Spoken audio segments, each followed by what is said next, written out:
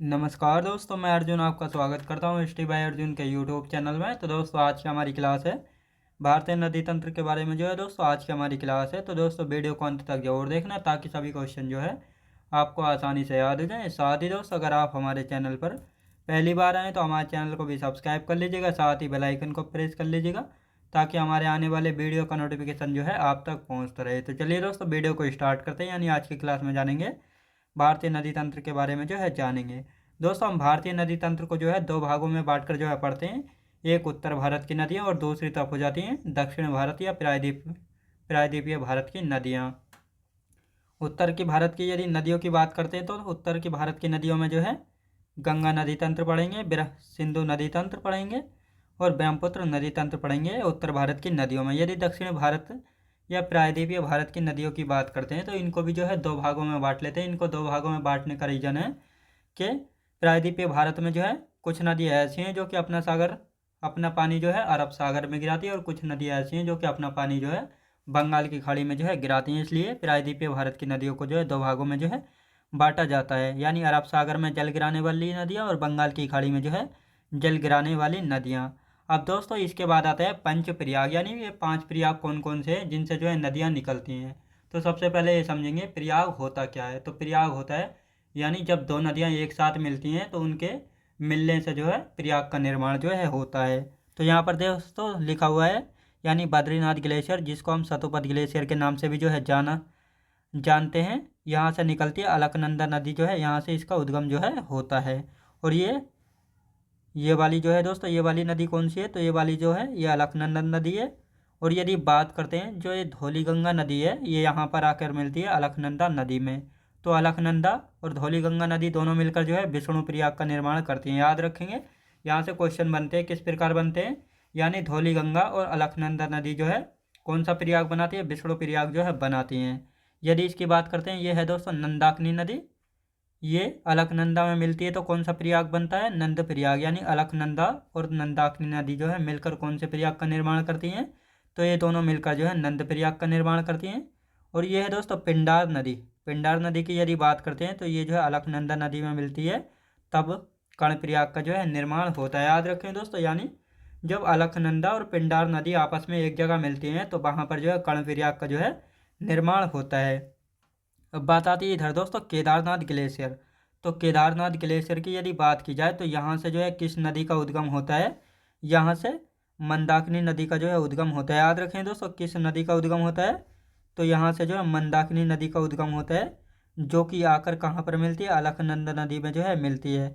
मंदाकिनी और अलकनंदा नदी जो है मिलकर किस प्रयाग का निर्माण करते हैं, तो रुद्र प्रयाग का निर्माण करती हैं। याद रखेंगे, यानी अलकनंदा नदी और मंदाकिनी नदी जो है ये दोनों नदियाँ मिलकर जो है किस प्रयाग का निर्माण करती हैं, तो ये दोनों नदियाँ मिलकर जो है रुद्र प्रयाग का जो है निर्माण करती हैं। अब बात आती है दोस्तों गंगोत्री ग्लेशियर की। तो दोस्तों सबसे ज़्यादा मोस्ट इंपोर्टेंट जो है यहाँ पर गंगोत्री ग्लेशियर ही है। तो गंगोत्री ग्लेशियर से जो है कौन सी नदी का उद्गम होता है, उद्गम मतलब होता है दोस्तों जहाँ से जो है नदी निकलती है। तो गंगोत्री ग्लेशियर से कौन सी नदी निकलती है, गंगोत्री ग्लेशियर की यदि बात की जाए तो ये वाली नदी है दोस्तों भागीरथी नदी। याद रखें दोस्तों, गंगोत्री ग्लेशियर से कौन सी नदी निकलती है, भागीरथी नदी जो है निकलती है। और जब भागीरथी और अलकनंदा नदी मिलकर जो है किस प्रयाग का निर्माण करती है, देव प्रयाग का। याद रखें दोस्तों सबसे ज़्यादा पूछा जाने वाला प्रयाग है इन पंच प्रयागों में से कि देव प्रयाग जो है कौन सी नदियाँ बनाती है देव प्रयाग को, अलकनंदा और भागीरथी नदी जब एक साथ मिलती हैं तो देव प्रयाग का जो है निर्माण करती हैं। अब ये देव प्रयाग के बाद जो है दोस्तों इन दोनों की यानी अलकनंदा और भागीरथी नदी की संयुक्त जलधारा को जो है गंगा नाम जो है दिया गया है। याद रखें दोस्तों, यानी गंगा जो है किसी भी ग्लेशियर से नहीं निकलती है बल्कि गंगोत्री से जो है भागीरथी के रूप में निकलती है।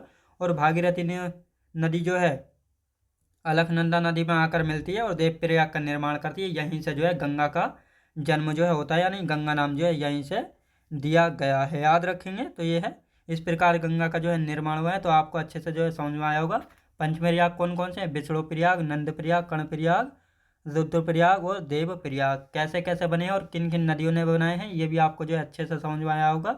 यानी विष्णु प्रयाग की हम बात करते हैं तो अलकनंदा और धौलीगंगा नदी के मिलने से जो है विष्णु प्रयाग का निर्माण हुआ है। यदि नंद प्रयाग की बात की जाए तो अलकनंदा और नंदाकिनी नदी के मिलने से जो है नंद प्रयाग का निर्माण हुआ है। कर्णप्रयाग की यदि बात की जाए तो पिंडार नदी और अलकनंदा नदी के मिलने से जो है हुआ है। रुद्रप्रयाग की यदि बात करते हैं, मंदाकिनी नदी और अलकनंदा नदी के मिलने से रुद्रप्रयाग का निर्माण हुआ है। और यदि देवप्रयाग की बात की जाए तो भागीरथी नदी जो है जब अलकनंदा नदी में मिलती है, यानी ये दोनों नदियाँ मिलती हैं तो देवप्रयाग का जो है निर्माण करती हैं। भागीरथी, मंदाकिनी और अलकनंदा किन ग्लेशियरों से जो है निकलती हैं, ये भी आपको जो है अच्छे से समझ में आया होगा। अलकनंदा बद्रीनाथ या सतोपत ग्लेशियर से निकलती है, केदारनाथ ग्लेशियर से मंदाकिनी, गंगोत्री ग्लेशियर से जो है भागीरथी नदी जो है निकलती है, याद रखेंगे। अब दोस्तों इनकी जो है थ्योरी देखेंगे। प्रयाग का अर्थ समझ लेते हैं, यानी प्रयाग होता क्या है। तो प्रयाग का अर्थ है यहाँ पर पवित्र भूमि से, याद रखें दोस्तों। यहाँ पर प्रयाग का क्या अर्थ है, तो प्रयाग का अर्थ है पवित्र भूमि से। प्रयाग का निर्माण कैसे होता है, तो दो नदियों के मिलने से जो है प्रयाग का निर्माण होता है। ये अभी मैंने आपको बताया है कि देवप्रयाग का निर्माण कैसे हुआ है, जब भागीरथी नदी जो है अलकनंदा नदी में आकर मिलती है तो ये दोनों नदियाँ किस प्रयाग का निर्माण करती है, देवप्रयाग का निर्माण जो है करती हैं। यानी प्रयाग का निर्माण कैसे होता है, दो नदियों के मिलने से जो है एक प्रयाग का निर्माण जो है होता है। गंगोत्री ग्लेशियर से जो है कौन सी नदी निकलती है, भागीरथी नदी निकलती है, याद रखें दोस्तों, याद रखेंगे। गंगोत्री ग्लेशियर से गंगा नदी नहीं निकलती है बल्कि भागीरथी जो है निकलती है, याद रखेंगे। केदारनाथ ग्लेशियर की यदि बात की जाए तो यहाँ से कौन सी नदी निकलती है, मंदाकिनी नदी, याद रखें दोस्तों। यानी केदारनाथ ग्लेशियर से जो है मंदाकिनी नदी का जो है उद्गम होता है, याद रखेंगे। यानी मंदाकिनी नदी का उद्गम कहाँ से होता है, केदारनाथ ग्लेशियर से जो है होता है। बद्रीनाथ ग्लेशियर या सतोपत ग्लेशियर, यहाँ से जो है कौन सी नदी निकलती है, अलकनंदा नदी निकलती है, याद रखें दोस्तों। अलकनंदा नदी जो है निकलती है बद्रीनाथ या सतोपत ग्लेशियर से। और यही अलकनंदा नदी है जो कि भागीरथी नदी और अलकनंदा नदी मिलकर जो है किसका निर्माण करती है, देवप्रयाग का निर्माण करती है, जहाँ से गंगा का जन्म होता है, याद रखेंगे। अब आते हैं दोस्तों पंचप्रयाग, यानी पंचप्रयागों को लिख लेते हैं। यहाँ से किस प्रकार जो है क्वेश्चन बनते हैं, तो इस प्रकार से जो है मैंने यहाँ पर लिखा हुआ है। बिल्कुल भी कन्फ्यूज नहीं होना है, ये मेरे हाथ के ही जो है नोट बनाए हुए हैं, तो बिल्कुल भी इस बात को लेकर जो है कन्फ्यूज नहीं होना है। पंचप्रयाग की यदि बात करते हैं तो अलकनंदा और धौली गंगा मिलकर जो है कौन से प्रयाग का निर्माण करती हैं, विष्णु प्रयाग का, याद रखेंगे। यानी अलकनंदा नदी और धौली गंगा नदी मिलकर किस प्रयाग का निर्माण करती है, तो विष्णु प्रयाग का जो है निर्माण करती हैं। अलकनंदा और नंदाकिनी नदी मिलकर जो है किस प्रयाग का निर्माण करती है, नंद प्रयाग का, याद रखें दोस्तों। यानी अलकनंदा नदी और नंदाकिनी नदी जो है किसका प्रयोग करती है, नंद प्रयाग का जो है निर्माण करती हैं। अलकनंदा और पिंडार नदी, ये दोनों नदियाँ मिलकर जो है किस प्रयाग का जो है निर्माण करती है, कर्ण प्रयाग का निर्माण करती हैं, अलकनंदा और पिंडार नदी। अलकनंदा नदी दोस्तों और मंदाकिनी नदी, ये दोनों मिलकर जो है किस प्रयाग का निर्माण करती है, रुद्र प्रयाग का जो है निर्माण करती हैं, याद रखें दोस्तों। रुद्रप्रयाग का जो है निर्माण करती हैं। अलकनंदा और भागीरथी नदी मिलकर जो है देवप्रयाग का निर्माण जो है करती हैं, याद रखें दोस्तों। अलकनंदा और भागीरथी नदी जो है देवप्रयाग का निर्माण जो है करती हैं, याद रखेंगे। गंगा और यमुना नदी जो है किसका प्रयाग बनाती है, प्रयागराज, याद रखें दोस्तों। गंगा और यमुना जहाँ पर मिलती है वहाँ पर जो है प्रयागराज बनाती हैं, याद रखें दोस्तों। प्रयागराज का जो है निर्माण करती हैं, याद रखेंगे। गंगा और यमुना, याद रखेंगे। अब देखते हैं दोस्तों गंगा नदी तंत्र के बारे में जानेंगे। गंगा की कौन कौन सी सहायक नदियाँ हैं, यानी कौन कौन सी नदियाँ जो है गंगा में आकर अपना जल जो है मिलाती है, और कौन कौन सी नदियाँ जो है गंगा से निकलती हैं, कौन सी गंगा की दाएं हाथ की नदियाँ और कौन सी गंगा की जो है बाएं हाथ की नदियाँ, इन सभी के बारे में जो है जानेंगे। तो यहाँ पर जो है मैंने मैप बना रखा है और इसमें जो है गंगा की नदियों को जो है दर्शाया गया है, तो इनको जो है मैं एक बार आपको जो है समझा देता हूँ। तो दोस्तों ये वाली जो गंगा है, ये हमने जो है गंगा नदी निकाल दी है, याद रखें दोस्तों। ये जो है गंगा नदी जा रही है होती हुई, याद रखेंगे। कितने राज्यों से बहती है ये अभी मैं आपको बताऊंगा। तो ये गंगा नदी जो है निकल रही है, और ये है दोस्तों रामगंगा नदी, याद रखें दोस्तों। ये कौन सी है, रामगंगा नदी है, याद रखेंगे। ये वाली कौन सी नदी है, इसकी यदि बात की जाए तो ये है गोमती नदी, याद रखें दोस्तों। ये कौन सी है, गोमती नदी है, जो कि कहाँ से, उत्तर प्रदेश के पीलीभीत से निकलती है, याद रखिए दोस्तों। कहाँ से, पीलीभीत से निकलती है, फुलर झील से, याद रखेंगे। ये है घाघरा नदी जो है गंगा में आकर मिलती है।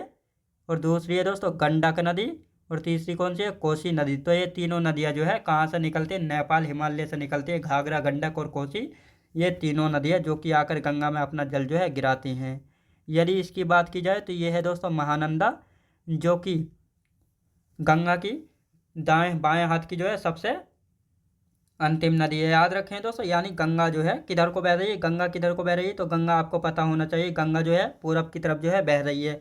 पूरब की तरफ जब बह रही है तो ऊपर के हिस्से की कौन सी नदी है, ऊपर के हिस्से की जो है बाएं हाथ की नदियाँ हो जाती हैं, यानी बाएं हाथ की गंगा की बाएं हाथ की सहायक नदियाँ कौन कौन सी है, रामगंगा, गोमती, घाघरा, गंडक, कोसी और महानंदा। अब देखते हैं गंगा के दाएं हाथ की सहायक नदियाँ। तो गंगा के दाएं हाथ की सहायक नदियाँ कौन सी हैं, एक तो है दोस्तों यमुना, यहाँ से निकलती है यमुना। ये जो है दोस्तों गंगा की जो है सबसे लंबी सहायक नदी है। याद रखें दोस्तों, आपको पता होना चाहिए कि गंगा की सबसे लंबी सहायक नदी कौन सी है, तो यमुना जो है गंगा की सहायक सबसे लंबी सहायक नदी है। ये है दोस्तों सोन नदी। याद रखें दोस्तों, ये कौन सी, ये है सोन नदी जो कि गंगा में जाकर मिलती है। और सोन नदी की बात की जाए तो यहाँ से क्वेश्चन पूछा जाता है कि सोन नदी जो है किस दिशा में बहती है, तो उत्तर दिशा में बहती है। याद रखें दोस्तों, यहाँ से क्वेश्चन बना है कि सोन नदी जो है किस दिशा में बहती है, उत्तर दिशा में जो है बहती है। और यही गंगा से एक नदी निकलती है। याद रखें दोस्तों, गंगा की मुख्य शाखा से जो है एक नदी निकलती है, तो उसका क्या नाम है, तो उसका नाम है हुगली, जो कि यह सहायक नदी है। याद रखेंगे दोस्तों, यानी हुगली जो है गंगा से निकलने वाली एकमात्र नदी है। और हुगली की सहायक नदी की यदि बात की जाए, हुगली की सहायक नदी कौन सी है, दामोदर नदी है, जो कि छोटा नागपुर के पठार से निकलती है। याद रखेंगे, आपको पता होना चाहिए कि छोटा नागपुर का पठार कहाँ पर है, झारखंड में। और इसी छोटे नागपुर के पठार को जो है दो भागों में बांटने का काम कौन सी नदी करती है, दामोदर नदी करती है। और ये दामोदर नदी जो है किसकी सहायक नदी है, ये जो है हुगली की सहायक नदी है। याद रखेंगे। और हुगली जो है कहाँ से निकलती है, गंगा की मुख्य शाखा से निकलने वाली हुगली एकमात्र नदी है, यानी असहायक नदी है गंगा की। याद रखेंगे। अब इनको जो है इनकी थ्योरी जो है लिखेंगे। यहाँ एक क्वेश्चन और बनता है दोस्तों, जो दामोदर नदी है ये किस दिशा में बहती है, तो आपको पता होना चाहिए कि दामोदर नदी जो है पूर्व दिशा में बहती है। कई बार जो है ये क्वेश्चन पूछा गया है, दामोदर नदी किस दिशा में बहती है, तो आपको पता होना चाहिए पूर्व दिशा में जो है बहती है। और सोन नदी का पूछा जाए तो सोन नदी जो है किस दिशा में बहती है, उत्तर दिशा में बहती है, यानी ऊपर कौन सा हिस्सा है, नॉर्थ है। और ये उत्तर भारत के पूर्वोत्तर के भारत के जो है किधर है, ये पूर्व में है, तो पूर्व की ओर जो है बहती है दामोदर नदी। याद रखेंगे। और हुगली की जो है सहायक नदी है। अब गंगा के बारे में जो है थ्योरी लिख लेते हैं। यदि गंगा नदी की बात की जाए तो गंगा नदी की लंबाई कितनी है, तो दोस्तों गंगा नदी की लंबाई की यदि बात की जाए तो गंगा नदी की लंबाई कितनी है, 2525 किलोमीटर जो है गंगा नदी की लंबाई है। किस राज्य से निकलती है, उत्तराखंड राज्य से जो है निकलती है। किस जिले से निकलती है, उत्तराखंड के उत्तरकाशी जिले से निकलती है। उत्तराखंड के उत्तरकाशी जिले से गंगा नदी का उद्गम जो है होता है। याद रखें दोस्तों, कैसे गंगा नदी का उद्गम हुआ है, तो ये मैंने अभी आपको बताया था। किस स्थान से निकलती है, गौमुख के निकट से जो है निकलती है। किस ग्लेशियर से निकलती है, गंगोत्री ग्लेशियर से निकलती है। याद रखें दोस्तों, किस ग्लेशियर से, गंगोत्री ग्लेशियर से जो है निकलती है। याद रखेंगे दोस्तों, गंगा की लंबाई की यदि बात की जाए तो 2525 किलोमीटर है। किस राज्य से निकलती है, उत्तराखंड राज्य से। उत्तराखंड राज्य के किस जिले से निकलती है, उत्तरकाशी जिले से। स्थान गौमुख के निकट से। किस ग्लेशियर से, गंगोत्री ग्लेशियर से जो है निकलती है। याद रखें दोस्तों, गंगा नदी जो है भारत के कितने राज्यों में प्रवाहित होती है, यानी कितने राज्यों में जो है बहती है, तो गंगा जो है भारत के 5 राज्यों में जो है प्रवाहित होती है, यानी बहती है। तो ये 5 राज्य कौन कौन से हैं, जिन 5 राज्यों में जो है गंगा बहती है, तो पहला है दोस्तों उत्तराखंड, यहाँ से जो है इसका उद्गम होता है। फिर आती है उत्तराखंड के बाद उत्तर प्रदेश, उत्तर प्रदेश के बाद बिहार, बिहार के बाद झारखंड, झारखंड के बाद पश्चिम बंगाल। याद रखें दोस्तों, पश्चिम बंगाल। और पश्चिम बंगाल के बाद जाती है बांग्लादेश, और बांग्लादेश के बाद जो है सीधा बांग्लादेश की खाड़ी में जो है अपना जल गिरा देती है गंगा नदी। याद रखेंगे, यानी भारत के 5 राज्यों में प्रवाहित होती है गंगा नदी। उत्तराखंड, उत्तर प्रदेश, बिहार, झारखंड और पश्चिम बंगाल। पश्चिम बंगाल के बाद बांग्लादेश, और बांग्लादेश के बाद जो है बंगाल की खाड़ी में सीधा अपना जल जो है गिरा देती है। अब बात आती है दोस्तों, गंगा नदी को जो है राष्ट्रीय नदी के रूप में जो है कब घोषित किया गया था, तो 4 नवंबर 2008 को जो है गंगा नदी को राष्ट्रीय नदी के रूप में जो है घोषित किया गया था। याद रखेंगे, यानी दोस्तों गंगा नदी को राष्ट्रीय नदी कब जो है बनाया गया था, यानी कब जो है घोषित किया गया था, तो 4 नवंबर 2008 को जो है गंगा नदी को राष्ट्रीय नदी जो है घोषित किया गया था। अब गंगा की असहायक नदियों के बारे में देख लेते हैं, यानी गंगा की जो है असहायक नदियाँ कौन कौन सी हैं, तो कौन कौन सी है गंगा की असहायक नदियाँ। तो यदि बात करते हैं गंगा की असहायक नदियों की, एक तो है दोस्तों हुगली। याद रखें दोस्तों, असहायक का मतलब होता है जो गंगा से निकलने वाली एकमात्र नदी है, ना कि गंगा में अपना जल गिराने वाली। असहायक और सहायक नदियों में क्या अंतर है, सहायक नदियाँ वह होती हैं जो गंगा में जो है अपना जल गिराती हैं, और असहायक नदी वह होती है जो गंगा में जो है अपना जल नहीं गिराती है। तो हुगली जो है गंगा नदी से निकलने वाली एकमात्र नदी है, इसलिए इसको असहायक नदी जो है कहा गया है। तो हुगली की यदि बात करते हैं तो गंगा की मुख्य शाखा से वेस्ट बंगाल यानी फरक पश्चिम बंगाल के फरक्का नामक स्थान पर जो है दक्षिण की ओर प्रवाहित होती है, जिसे गंगा की असहायक नदी के रूप में जो है कहा जाता है, जिसे हुगली नदी के नाम से जो है जाना जाता है। याद रखें दोस्तों, यानी गंगा की मुख्य शाखा से एक शाखा पश्चिम बंगाल के फरक्का नामक स्थान पर जो है दक्षिण की ओर प्रवाहित होती है, जिसे गंगा की असहायक नदी हुगली के नाम से जो है जाना जाता है। याद रखेंगे। अब यहाँ पर दोस्तों हुगली की सहायक नदियों के बारे में भी जो है जानेंगे। हुगली की सहायक नदी कौन सी है? दामोदर कहाँ से? छोटा नागपुर के पठार से निकलती है। रूप नारायणी और कंसावती, ये तीनों जो है किसकी सहायक नदियाँ? ये तीनों जो है सहायक नदियाँ हैं हुगली की। याद रखें दोस्तों, किसकी सहायक नदियाँ तीनों? तो तीनों जो है ये हुगली की सहायक नदियाँ हैं। तो दोस्तों यहाँ पर जो है नोट करके लिखेंगे, दामोदर की सहायक नदी कौन सी है? बराकर। याद रखें दोस्तों, बराकर नदी जो है किसकी सहायक नदी है? तो बराकर नदी की यदि बात की जाए तो दामोदर की जो है सहायक नदी है बराकर नदी। याद रखेंगे। अब गंगा की बाएं तट की नदियाँ कौन कौन सी? याद रखें दोस्तों, गंगा की यहाँ पर देखो लिखा हुआ है गंगा की बाएं तट की जो है सहायक नदियाँ, जो गंगा में जो है बाएं तरफ से, यानी दोस्तों ये जो हमने एक ये जो है गंगा जो है हमने बना ली है, और जो ऊपर से मिलती हैं, यानी गंगा जब इधर को प्रवाहित होती है तो ये गंगा पूर्व दिशा में जो है प्रवाहित होती है, तो इसका मतलब जो है ऊपर का जो हिस्सा है वह बाएं तरफ हो जाता है, और ये वाला जो हिस्सा है ये कौन सा हो जाता है? ये हो जाता है दायां तट। याद रखेंगे। नीचे वाला हिस्सा यानी दक्षिण दक्षिण हिस्सा कौन सा हो जाता है? ये हो जाता है दायां।